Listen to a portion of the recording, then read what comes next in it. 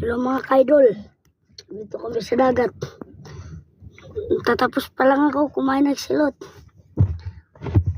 Pati na rin mga pards. Kita ko ngayon no, silot. Kinakain ko pa nga eh.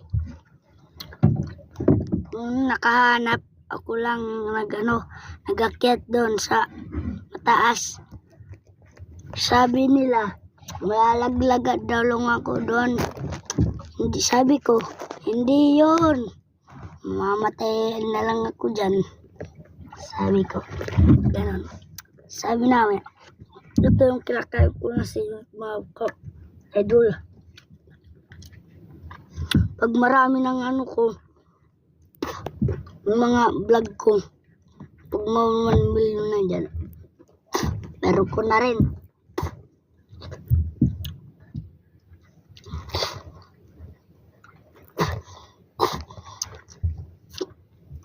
Ayun yung nanay namin, nagbabarok din.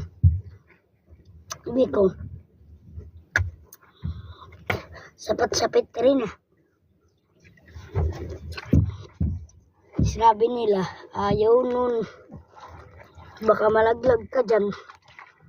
Sabi na nga ng iba, oh baka malaglag ka dyan, masisira ang buhay mo. Sabi ko, hindi yan. Kasi matapang yan eh. Sabi ko, hindi ngayon ngayon pupunta pa lang kami dito, walang nakakatalo kasi mayroon 2 lalaki dyan na nakasalubong namin, pero wala naman ginawa sa amin eh. Sabi ko, huwag kayong manggawa dyan, hindi ka namin sasaktan. Sabi niya, hindi ka namin sasaktan. Kayo na lang ang saktan namin, hindi.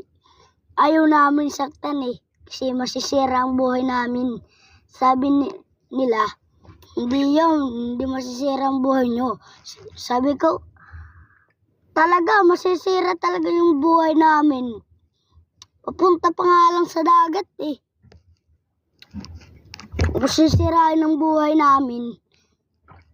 Wala pa nga mag-aalaga sa mga namin eh. Wala mag-aalaga sa amin eh. Sabi ko.